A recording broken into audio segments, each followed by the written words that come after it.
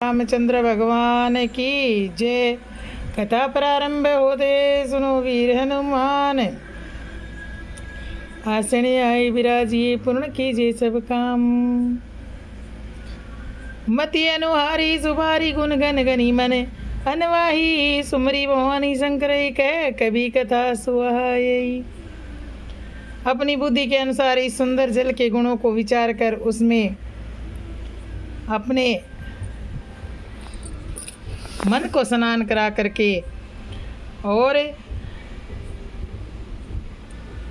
श्री भवानी शंकर को स्मरण करके कवि तुलसीदास जी सुंदर कथा का प्रारंभ करते हैं।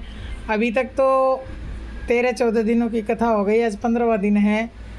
सभी को नमन ही करते रह गए, कवियों के बारे में बताते रह गए और उन्होंने अनुकरणिका दी है रामायण की। लगातार आपने ध्यान से सुना होगा तो उस रामचरितमानस को एक सुंदर सरोवर यानी तालाब बताया गया है और उसमें जैसे जैसे सातों सोपान आते हैं उनको उनके चरण बताए गए हैं, घाट बताया गया है, चौपाइयों दो छंदों को पुष्प बताया गया है। इस प्रकार से कथा चल रही थी। अब शंकर भगवान और पार्वती जी को प्रणाम करके असली कथा शुरू कर रहे हैं। कौन कर रहे हैं कि अब रघुपति जी के चरण कमलों में ध्यान करते हुए और हाथ जोड़कर मुनि भारद्वाज जी कथा कह रहे हैं याज्ञवल्क्य जी से। और वो प्रयाग में रहते हैं। प्रयाग में संक्रांति के टाइम में बहुत बड़ा मेला लगता है, माघ मास में। इस बार जैसे कुंभ स्नान था वैसे सब ऋषि मुनिगण वहाँ आए हुए हैं और भारद्वाज ऋषि सबसे कथा कह रहे हैं। और वहाँ पे वो अलग अलग प्रकार से कथा कहते हैं।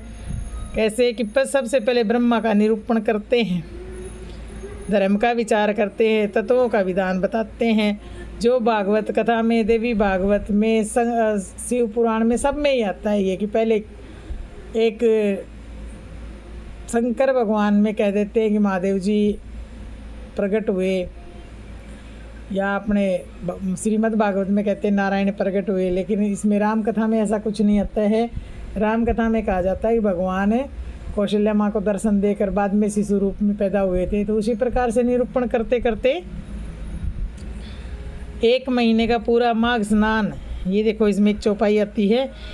यही प्रकार भरी माघ नहाई पुनि सब निज निज आश्रम जाई।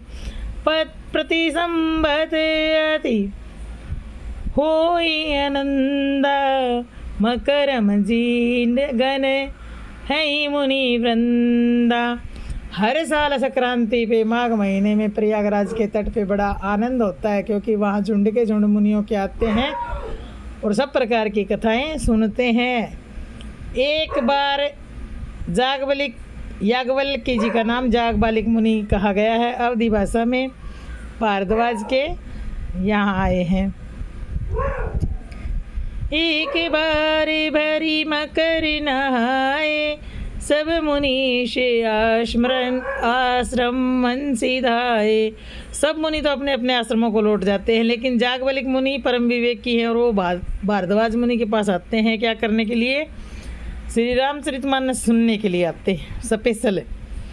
सादर चरण सरोज पखारे अति पुनित आसन बैठा रे। राम सिया राम जय जय राम। करी पूजा मुनि सुजि शुभ खानी बोले अति पुनित मृदुबानी। नाथ एक संसहु बड़े मोरे करिगत वेद तत्व सबु तोरे। कहते समोहि लगत बेलाजा जो न कहूँ बड़े होई अकाजा।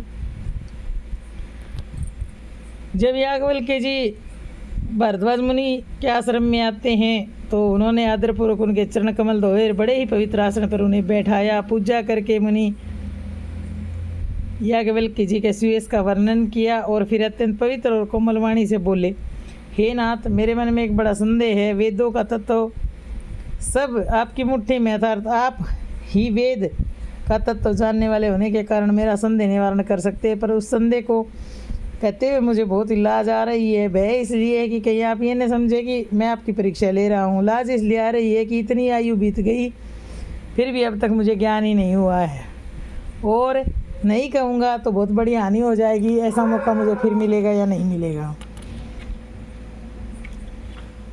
बोलिए सियावर रामचंद्र भगवान की जय, पवन सुत हनुमान की जय, बोलो भाई सब संतन की जय। और अब कथा आपस में ऋषि मुनि कहते हैं और हम भी सुनेंगे उनके मुख से।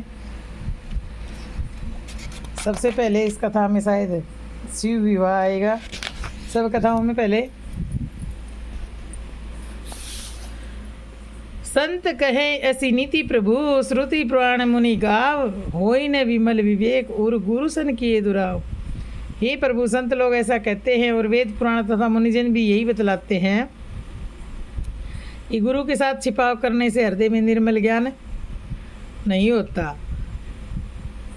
अपने गुरु से कभी भी कोई बात छिपानी नहीं चाहिए। ऐसा विचार करके मैं अपना अज्ञान प्रकट करता हूँ। हे नाथ, सेवक पर कृपा करके इस अज्ञान का नाश कीजिए।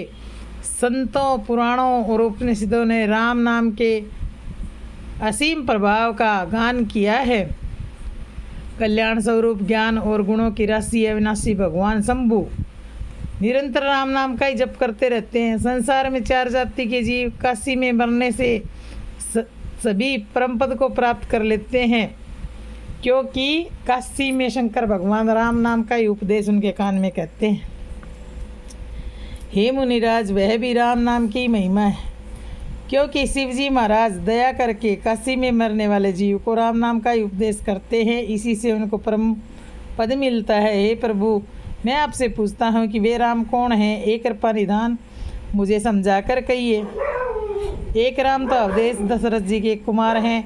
उनका चरित्र सारा संसार जानता है। उन्होंने स्त्री के वीर्य में पार दुख उठाया और क्रोध आने पर युद्ध में रावण को भी मार डाला।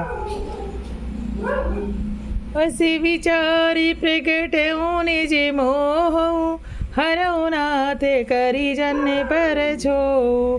राम नाम कर अमित प्रभावा, संत पुराण उपनिषद गावा। संतत जपत शंभु अविनाशी, शिव भगवान ज्ञान गुण राशि। आकर 4 जीव जग अहि, काशी मरत परम पद लहै। सोपी राम महिमा मुनि राया, शिव उपदेश करत करिदाया। राम कवन प्रभु पूछऊँ तो ही, कहीं बुझाई कृपा निधि मोहि। राम सिया राम जय जय राम। एक राम अविदेश कुमारा, तिन कर चरित विदित संसारा। नारी विरह दुख लेऊँ अपारा, भयऊ रो सुरन रावण मारा। प्रभु सोई राम की अपर को जाई, जपत त्रिपुरारी। रामा जाहि जपत त्रिपुरारी, सत्य धाम सर्वज्ञ तुम कहूँ विवेक विचारी। जैसे मिटे मोरी ब्रह्मबारी, कहूँ सो कथा नाथ विस्तारी। जागे बालिक बोली मुस्काई, तुम्हारी विधि रघुपति प्रभुताई। राम भगत तुम मन क्रमवानी, चतुराई तुमरी मैं जानी। चाहूँ तुम सुने राम गुण गूढ़ा, किन्हु प्रसन्न मन अति मूढ़ा। तात सुनऊँ सादरु मन लाई, कहूँ राम के कथा सुहाई। महामोमही शेषु विशाला, राम कथा काली का कराला। राम कथा शशि किरण समाना, संत चकोर करई जही पाना।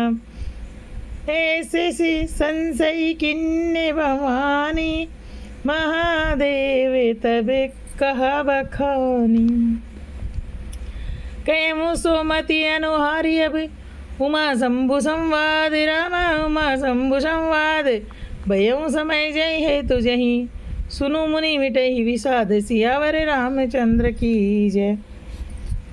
हे प्रभो, ये वही राम हैं या कोई दूसरे, जिनको शिव जी जपते हैं? आप सत्य के धाम हैं और सब कुछ जानते हैं, ज्ञान विचार कर कहिए। हे नाथ, जिस प्रकार से मेरा ये भारी भ्रम मिट जाए, आप वही कथा विस्तार पूर्वक कहिए। इस पर याज्ञवल्क्य के जी मुस्कुरा कर बोले, श्री रघुनाथ जी की प्रभुता को तो तुम अच्छे से जानते हो। तुम मन वचन कर्म से श्री राम जी के भगत हो। तुम्हारी चतुराई को मैं समझ गया। तुम श्री राम जी के रहस्यमय गुणों को सुनना चाहते हो, इसी से तुम ऐसा प्रश्न कर रहे हो, मानो कि तुम बहुत ही मूर्ख हो। अब याज्ञवल्क्य जी भारद्वाज जी से ये वार्तालाप कर रहे हैं, क्योंकि भारद्वाज मुनि भी बहुत ही सिद्ध संत थे। तो उनको मुस्कुरा कर कहते हैं, हे तात, तुम आदरपूर्वक मन लगाकर सुनो। मैं श्री राम जी की वो सुंदर कथा कहता हूँ। बड़ा भारी अज्ञान विशाल महिषासुर है और श्री राम जी की कथा उसे नष्ट कर देने वाली भयंकर काली जी यानी दुर्गा माँ है। ये समझ के चलो, श्री राम जी की कथा चंद्रमा की किरणों के समान है, जिसे संत रूपी चकोर सदा ही पान किया करते हैं।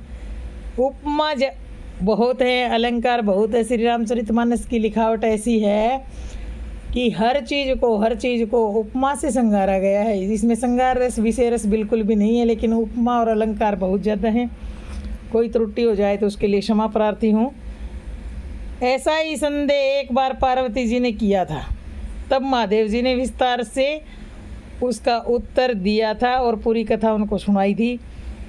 अब मैं भी अपनी बुद्धि के अनुसार वही उमा और शिव जी का संवाद यानी आपस की जो बातचीत है, वह जिस समय और जिस हेतु यानी कारण से हुआ, उसे हे मुनि तुम सुनो, तुम्हारा हृदय का विषाद मिट जाएगा। एक बार त्रेता युग माही, शंभु गए कुंभज ऋषि पाही।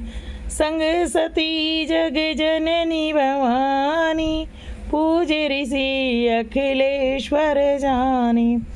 राम कथा मुनि ब्रज बखानी, सुनी महेश परम सुख मानी। ऋषि पूछी हरि भक्ति सहाई, कहूँ शंभु अधिकारी पाई। ये बात उस समय की है, त्रेता युग में, जब भगवान राम का प्रगट्य हो चुका था और वो वनवास के समय में सीता जी को खोजते इधर उधर घूम रहे थे। उस समय शंकर भगवान कुंभज ऋषि यानी अगस्त मुनि के पास गए और उनके साथ में जगत जननी माँ भवानी भी यानी पार्वती जी भी थी, सती माता थी उस टाइम पे। और ऋषि ने उनका अच्छे से आदर सत्कार और पूजन किया, क्योंकि शंकर भगवान तो सब गुरुओं के गुरु अखिलेश्वर हैं, ये जान करके सारे जगत के ईश्वर समझ करके भगवान का अच्छे से पूजन किया। और मुनिवर अगस्त जी ने राम कथा विस्तार से कही, जिसको महेश्वर ने परम सुख मानकर सुना। फिर ऋषि ने शिव जी से सुंदर हरिभक्ति पूछी। शिव जी ने उनको अधिकारी जानकर रहस्यमयी भक्ति का निरूपण कर दिया। और कहते सुनते रघुपति गुण गाथा, कछु दिन तहाँ रहे गिरिनाथा। मुनि सने विदा मांगी त्रिपुरारी, चले भवन संग दक्ष कुमारी। तेहि अवसर भंजन महिवारा, हरि रघुवंश लीने अवतारा। पिता वचन तजि राजू दासी, दंडक वन विचरते अविनाशी। हृदय विचारत जात हर कही विधि दर्शन होई, गुपत रूप अवतरे प्रभु गाए जान सबहु कोई। शंकर उरति छोभु सती जानई नहीं मरमु सोई, तुलसी दर्शन लोभु मन डरु लोचन लालची। अब क्या होता है कि श्री रघुनाथ जी के गुणों की कथाएं कहते सुनते कुछ दिनों तक शिव जी अगस्त मुनि के आश्रम में ही रहे। फिर मुनि से विदा लेकर शिव जी दक्ष कुमारी सती जी के साथ कैलाश की ओर चल पड़े। उन्हीं दिनों पृथ्वी का भार हरने के लिए श्री हरि ने रघुवंश में अवतार लिया था।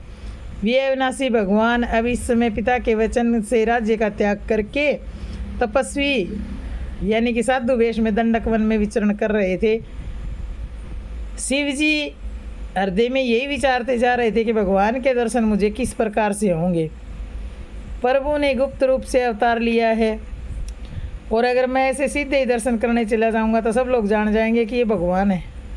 श्री शंकर जी के हृदय में इस बात को लेकर बड़ी खलबली मची हुई थी, परंतु सती जी इस भेद को नहीं जानती थी। और तुलसीदास जी कहते हैं कि शिव जी के मन में भी भेद खुलने का डर था, परंतु भगवान श्री राम के दर्शन करने के लोभ से उनके नेत्र ललचा रहे थे।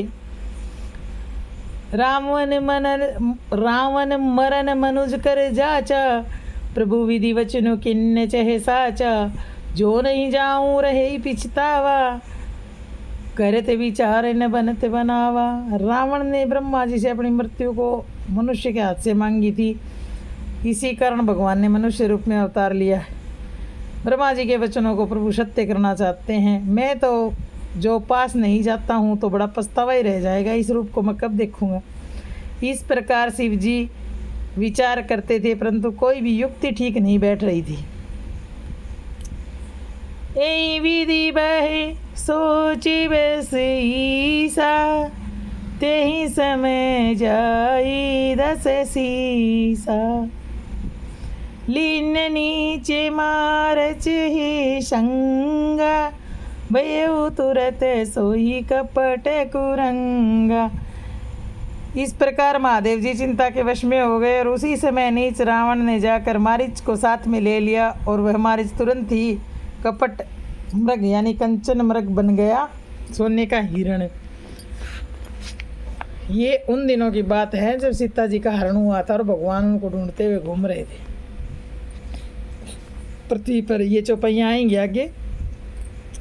करी चलु मूड हरि वे देहि, प्रभु प्रभाव तस विदित न तेहि।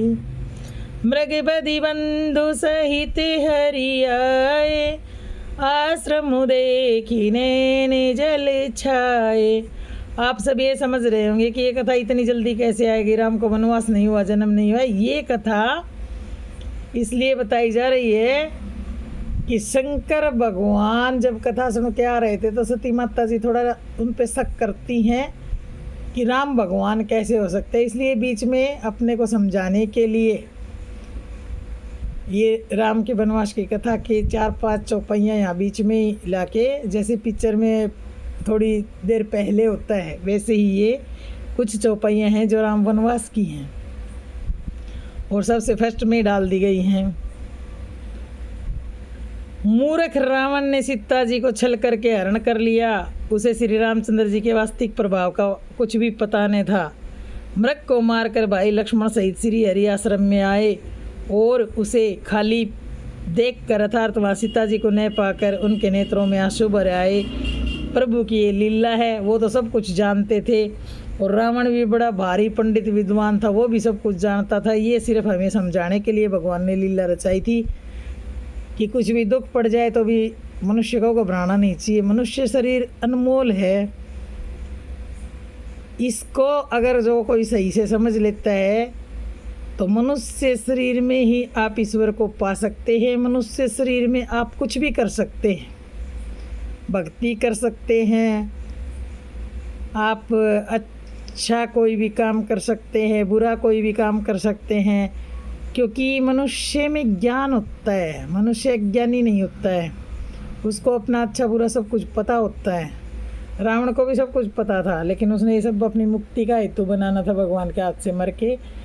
इस लीला में वो भी पूरी तरह शामिल था। लेकिन जो भगवान का इतना अच्छा स्तोत्र का वक्ता और लेखक हो करके उसको क्या पता नहीं था कि सीता माता भाई अवतार है और भगवान श्री राम विष्णु का अवतार है, उसे सब कुछ पता था।